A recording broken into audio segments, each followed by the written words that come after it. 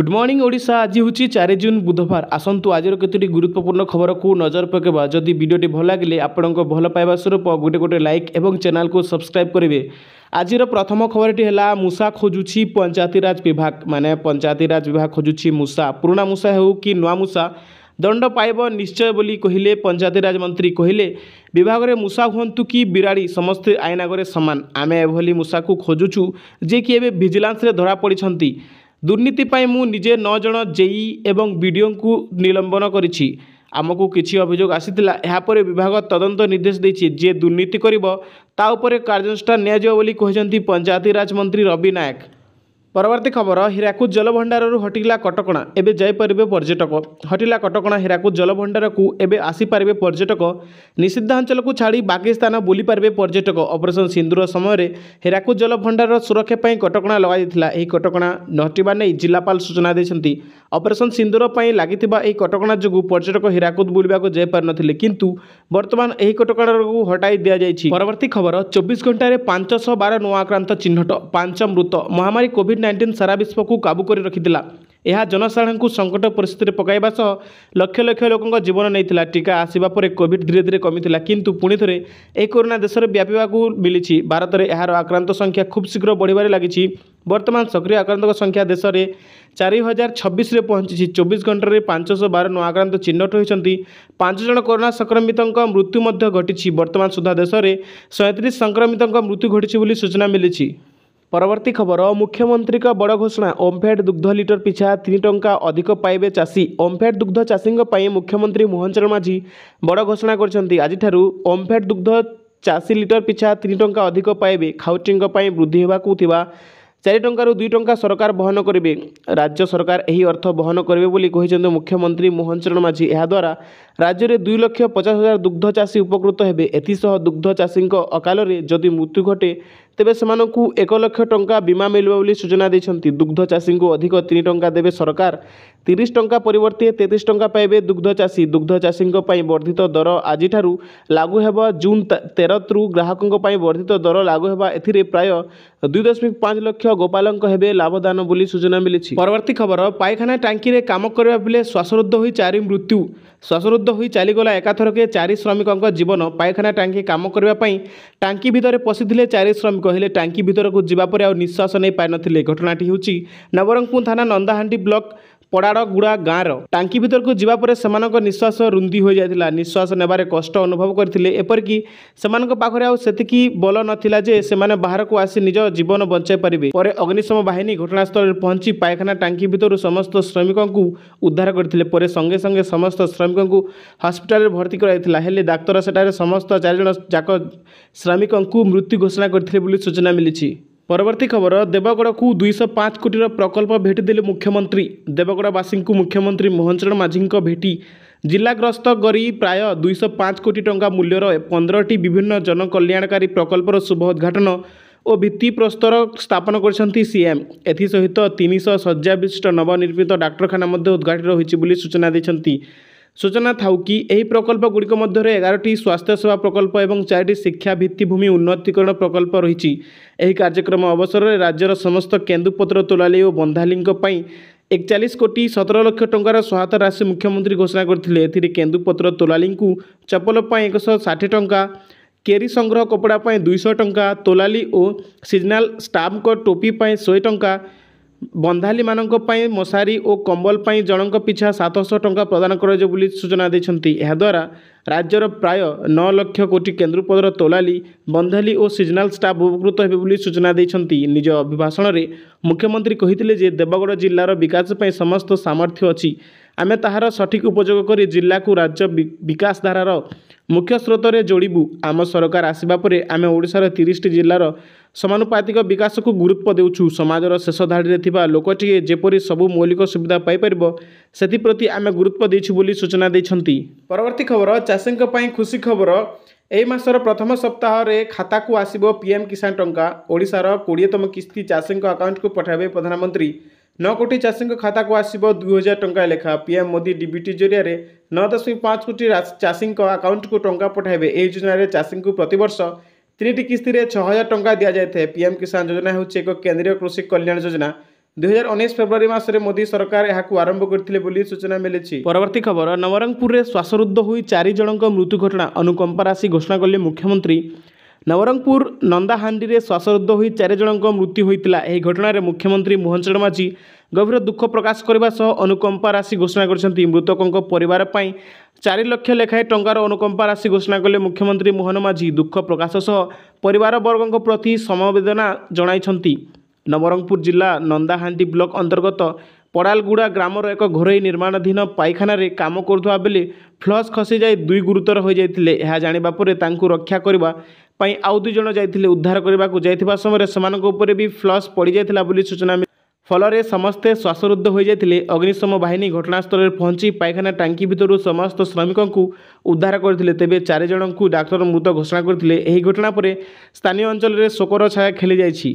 परवर्ती खबर, यही जून मासरू मिलबक जाउछि 3500 भत्ता। जो मानक बयस 80 वर्ष एवं जो मैंने हैंडिकैप 80% अच्छी से 3500 भत्ता मिले बोली सूचना मिली। परवर्ती खबर, सुभद्रा योजना को नहीं जो सुभद्रा आवेदनकारी मानकर बैंक अकाउंट सीधासलख देय हस्तांतर योग्य हुए माने डीबीटी हुए नहीं ताहार एक तालिका संपृक्त ब्लॉक म्यूनिसिपालिटी विज्ञापित अंचल परिषद अथवा महानगर निगम स्तर और सुभद्रा पोर्टाल उपलब्ध अटे।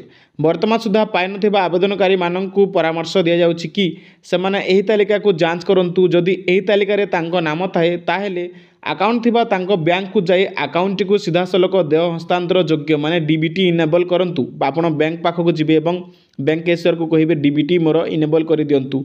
सीधासलख डीबीटी न हेबा पर्यंत आपण सुभद्रा अधीन रे सहायता राशि पाई परिबे नहीं। जदि आपणको डीबीटी हेबो नहीं तो आपण पेमेंट पाइबे नहीं बोली सूचना मिली। परवर्ती खबर, चाषींक पई खुशी खबर। निर्दिष्ट समय प्राकृतिक विपर्यय रे क्षतिग्रस्त को मिलिबो क्षतिपूरण। अदिनिया वर्ष में जदि कौन चाषी क्षयक्षति हुए तेबे क्षतिग्रस्त चाषी को त्वरित मिलिबो क्षतिपूरण। मे 27 रु 30 तारिख मध्य होइतिबा लघुचाप वर्षा रे क्षयक्षतिर स्थिति समीक्षा बेले एही सूचना दैछंती राजस्व और विपर्यय परिचालन मंत्री सुरेश पुजारी। स्वतंत्र रिलीफ कमिशनर कार्यालय रे वीडियो कॉन्फ्रेंसिंग जरिया एक समीक्षा बैठक बसीथिला। एथिरे संबलपुर जोड़ी होइतिले राजस्व मंत्री। बैठक में भुवनेश्वर पाणीपाग केन्द्र निर्देशिका मनोरमा महांती लघुचापर अवस्था और आगामी स्थिति संपर्क में सूचना देथिले। मिलिथिबा तथ्य अनुसार 27 मे रु 30 मे मध्य राज्य में हाराहारी 41.9 मिलीलीटर वर्षा होइथिबा बेले केन्द्रापड़ा, कलाहांडी, जगतसिंहपुर, कंधमाल, नवरंगपुर, भद्रक, सुवर्णपुर और रायगड़ा में 50 मिलीमीटर अधिक वर्षा होइछि। अन्य 22 जिले में 10 रु 50 मिलीमीटर वर्षा रेकर्ड होइछि। एने राजस्व मंत्री कहिसंती चाषी और वर्षा पवन में घर द्वार क्षतिग्रस्त होइतिबा व्यक्ति विशेष को निश्चित क्षतिपूरण दियाजिबो। जिलापाल माननकु खूब शीघ्र क्षयक्षतिर रिपोर्ट प्रदान करिबा परे सरकार तुरंत विहित पदक्षेप ने बोली सूचना दैछंती। परवर्ती खबर, सुन दुर्घटना दिवसर शुभारंभ। घर बाहर ठारू फेरिबा पर्यंत सड़कर समस्त नियम पालन करने को मुख्यमंत्री का आह्वान। दुर्घटना केवल परिवार कि राज्य नुहे समग्र अर्थनीति पर गभीर प्रभाव पकाई थाए। यह कौन व्यक्तिगत क्षति नुहे बरं सामग्रिक क्षति। तेणु मोर समस्त अनुरोध घर बाहर नहीं फेरिबा पर्यंत सड़कर समस्त नियम सठिक भाव पालन करंतु और सुरक्षित भाव घर को फेरवा को निश्चित करंतु बोली मुख्यमंत्री चरण माझी सुन दुर्घटना दिवसर शुभारंभ अवसर में उद्बोधन दी कहिसंती। सूचनायोग्य जे सड़क रे जाउथबा प्रत्येक व्यक्ति सुरक्षित जीवन पर एक सामूहिक प्रतिबद्धतार संकल्प स्वरूप आईआईटी मद्रास सहयोग में आज आरंभ होती जून 28 तारिख पर्यंत सुन दुर्घटना दिवस। लोकसेवा भवन इन्वेंशन सेंटर ठारे वाणिज्य और परिवहन विभाग पक्षर आयोजित सुन दुर्घटना दिवस एवं सड़क सुरक्षा संपर्कित विभिन्न कार्यक्रम शुभारंभ अवसर में मुख्य अतिथि भाव जोगदे मुख्यमंत्री कहिथिले जे आज सारा भारत दुर्घटना जनित मृत्यु बहुत बड़ समस्या भाव देखा जायछि। आम देश में दुर्घटना वशतः प्राण हराउछंती 75.2%। कारण होछि द्रुत गतिर गाड़ी चालना। गाड़ी चालनार golden rule speed thrill but it also kills को चाल मैंने भूली जाती। एथि सहित भूल पासपुरी गाड़ी चालना, मद्यपान करी गाड़ी चालना और गाड़ी चालना समय मोबाइल व्यवहार जो दुर्घटना जनित मृत्यु घटुଛି एसबू विषय सतर्क रहिबा एवं एसबू भूल रु दूरे रहिबा मुख्यमंत्री परामर्श देथिले। एही अवसर में मुख्यमंत्री 24 कोटी टंका विनियोग में सोनपुर, चंडीखोल, भंजनगर, मयूरभंज, रायरंगपुर, बलांगीर, तालचेर, मालकानगिरी, नयागढ़, नवरंगपुर और देवगढ़ 11टी स्वयंचालित जान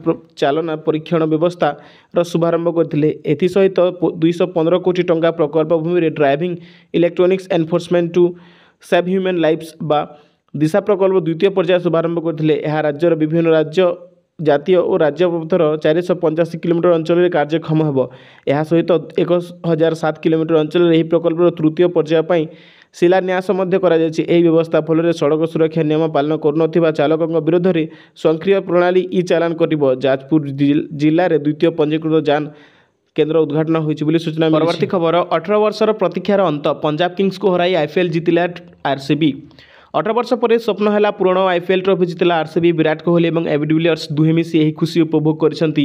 ଆଇପିଏଲ୍ ଟ୍ରଫି ଜିତିବାରେ ସଫଳ ହେଲା ରୟାଲ ଚ୍ୟାଲେଞ୍ଜର୍ସ ବାଙ୍ଗାଲୋର। ଚତୁର୍ଥ ଥର ଫାଇନାଲରେ ବିଜୟ ମୁକୁଟ ପିନ୍ଧି ପାରିଛି ରଜତ ପାଟିଦାରଙ୍କ ଆରସିବି। ଏହିସହ ଇଣ୍ଡିଆନ୍ ପ୍ରିମିୟର ଲିଗ୍କୁ ମିଳିଛି ନୂଆ ବିଜେତା। ଅନ୍ୟପଟେ ଶ୍ରେୟସ ଆୟରଙ୍କ ନେତୃତ୍ୱାଧୀନ ପଞ୍ଜାବ କିଙ୍ଗସ ପ୍ରଥମ ଟାଇଟଲ ଜିତିବାର ସ୍ୱପ୍ନ ଧୂଳିସାତ ହୋଇଛି। ପ୍ରଥମେ ବ୍ୟାଟିଂ କରିଥିବା ଆରସିବି 9 ୱିକେଟ୍ ହରାଇ 190 ରନ୍ କରିଥିଲା। ଜବାବରେ ପଞ୍ଜାବ 184 ରନ୍ କରିପାରିଛି। ଆରସିବି ବିଜୟରେ ମୁଖ୍ୟ ଭୂମିକା ଗ୍ରହଣ କରିଛନ୍ତି କୁଣାଲ ପାଣ୍ଡ୍ୟା। ସେ 4 ଓଭର ବୋଲିଂ କରିବା ମାତ୍ରେ 17 ରନ୍ ଦେଇ 2ଟି ମୁଖ୍ୟ ୱିକେଟ୍ ନେଇଛନ୍ତି। ଏହା ପୂର୍ବରୁ ଆରସିବି 2009, 2011 ଏବଂ 2016ରେ ଫାଇନାଲରେ ପହଞ୍ଚି ନିରାଶ ହୋଇଥିଲା, ହେଲେ ଏଥର ମିଳିଥିଲା ସୁଯୋଗକୁ ହାତଛଡ଼ା କରିନି ଆରସିବି। ପରବର୍ତ୍ତୀ ଖବର ସବୁ ସହରାଞ୍ଚଳକୁ ନଗର ଉନ୍ନୟନ ମନ୍ତ୍ରୀଙ୍କ ନିର୍ଦ୍ଦେଶ, ଏଣିକି ଟ୍ରାଫିକ୍ ପୋଷ୍ଟ ଡିଭାଇଡରରେ ଲାଗିବ ତୁଳସୀ ଗଛ।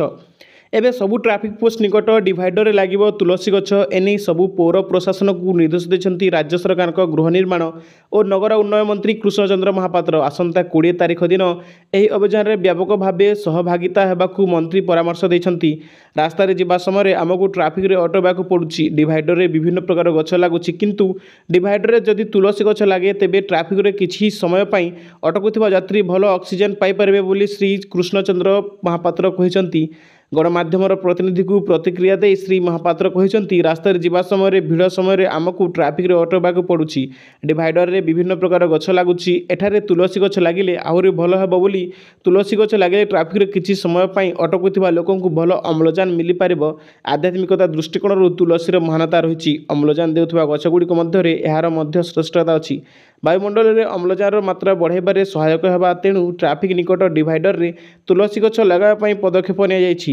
ଉଭୟ ଔଷଧୀୟ ଓ ଧାର୍ମିକ ଦୃଷ୍ଟିକୋଣରୁ ତୁଳସୀର ଗୁରୁତ୍ୱପୂର୍ଣ୍ଣ ଭୂମିକା ରହିଛି। ଆଧ୍ୟାତ୍ମିକ ଦୃଷ୍ଟିକୋଣରୁ ଭଗବାନ ବିଷ୍ଣୁଙ୍କର ଅତି ପ୍ରିୟ ତୁଳସୀ। ତୁଳସୀ ପତ୍ର ବିନା ବିଷ୍ଣୁଙ୍କୁ ଭୋଗ ଅର୍ପଣ କରାଯାଏ ନାହିଁ। ସେଥିପାଇଁ ତୁଳସୀ ନାମ ବୈଷ୍ଣବୀ, ବିଷ୍ଣୁବଲ୍ଲଭା, ହରିପ୍ରିୟା ଭାବେ ଜଣାଶୁଣା। ତୁଳସୀଙ୍କ ନାଁ ପୂର୍ବରୁ ଲାଗେ ଶ୍ରୀ, ଯାହାକି ସୌଭାଗ୍ୟ ଐଶ୍ୱର୍ଯ୍ୟର ପ୍ରତୀକ। ତୁଳସୀ ମୂଳରେ ଗଙ୍ଗା ଓ ତାଳପତ୍ରରେ ଅନ୍ୟାନ୍ୟ ଦେବତାମାନେ ବାସ କରନ୍ତି ବୋଲି ବିଶ୍ୱାସ କରାଯାଏ। ପରବର୍ତ୍ତୀ ଖବର ପୁଣି ବଦଳିଲା ପ୍ରାଥମିକ ଶିକ୍ଷକଙ୍କ ବଦଳି କ୍ୟାଲେଣ୍ଡର, ଏତିକି ତାରିଖ ଭିତରେ କରନ୍ତୁ ଆବେଦନ। ପୁଣି ବଦଳିଲା ପ୍ରାଥମିକ ଶିକ୍ଷକ ବଦଳି କ୍ୟାଲେଣ୍ଡର। ଜୁଲାଇ 25 ସୁଦ୍ଧା ଶେଷ ହେବ ଶିକ୍ଷକଙ୍କ ବଦଳି। ଜୁନ୍ 7 ବଦଳି ଆବେଦନର ଶେଷ ତାରିଖ। ଓସେପାକୁ ଚିଠି ଲେଖିଲା ଡିଇଓ। ଚିଠି ଲେଖି ସମସ୍ତ ଡିଇଓ ବିଓଙ୍କୁ ଦେଲେ ନିର୍ଦ୍ଦେଶ, ଜିଲ୍ଲା ଭିତରେ ଓ ଜିଲ୍ଲା ବାହାରେ ବଦଳି ପାଇଁ ହେବ ଆବେଦନ। ଜୁଲାଇ 18ରେ ବଦଳି ତାଲିକା ଦେଖି ହେବ। ଓସେପା ୱେବସାଇଟ୍ରେ ଉପଲବ୍ଧ ହେବ ତାଲିକା।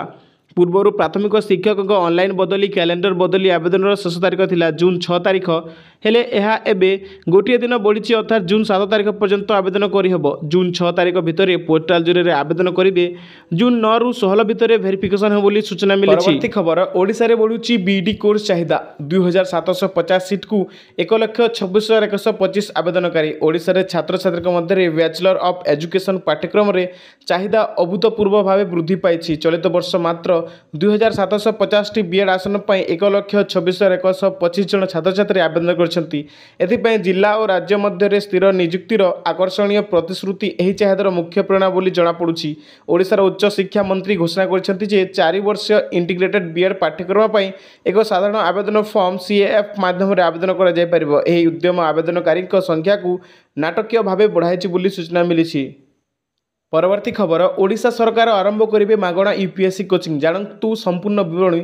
ଓଡ଼ିଶା ସରକାର ୟୁପିଏସସି ଆଶାୟୀ ପ୍ରାର୍ଥୀଙ୍କ ପାଇଁ ମାଗଣା କୋଚିଂ ଆରମ୍ଭ କରିବାକୁ ଯାଉଛନ୍ତି। ଓଡ଼ିଶା ସରକାରଙ୍କ ଉଚ୍ଚଶିକ୍ଷା ବିଭାଗ ଏନେଇ ବିଜ୍ଞପ୍ତି ପ୍ରକାଶ କରିଛି। ଉଚ୍ଚଶିକ୍ଷା ବିଭାଗ ପକ୍ଷରୁ 500 ୟୁପିଏସସି ଆଶାୟୀ ପ୍ରାର୍ଥୀଙ୍କ ପାଇଁ 11 ମାସର ମାଗଣା କୋଚିଂ ପ୍ରିଲିମ୍ ଓ ମେନ୍ ଦିଆଯିବ ବୋଲି ଘୋଷଣା କରାଯାଇଛି। ଇଚ୍ଛୁକ ପ୍ରାର୍ଥୀ ଗାଇଡଲାଇନ୍ସରେ ଦିଆଯାଇଥିବା ଯୋଗ୍ୟତା ଅନୁଯାୟୀ ଉଚ୍ଚଶିକ୍ଷା ବିଭାଗ ସାମ୍ସ ପୋର୍ଟାଲ www.samsodisha.gov.in ରେ ପ୍ରବେଶ ପରୀକ୍ଷା ପାଇଁ ଏଣ୍ଟ୍ରାନ୍ସ ପାଇଁ ଆବେଦନ କରିପାରିବେ। ଯେଉଁ ପ୍ରାର୍ଥୀମାନେ 2025-26 ସେସନ୍ ଘରୋଇ କିମ୍ବା ଅଣଘରୋଇ ଓଡ଼ିଶା ସରକାରଙ୍କ ମାଗଣା ୟୁପିଏସସି ସିଭିଲ୍ ସର୍ଭିସ୍ କୋଚିଂ ସ୍କିମ୍ରେ ପୂର୍ବରୁ ବିଜ୍ଞାପନ ତାରିଖ 14/4/2025 ଅନୁଯାୟୀ ଆବେଦନ କରିଛନ୍ତି, ସେମାନେ ଏବେ ତାଙ୍କର ମନୋନୀତ କୋଚିଂ ତରିକା ବାଛିପାରିବେ। ସେହି ପ୍ରାର୍ଥୀମାନଙ୍କଠାରୁ ନୂଆ ଆବେଦନ ପତ୍ର ଆବଶ୍ୟକ ନାହିଁ ବୋଲି ସୂଚନା ଦେଇଛନ୍ତି।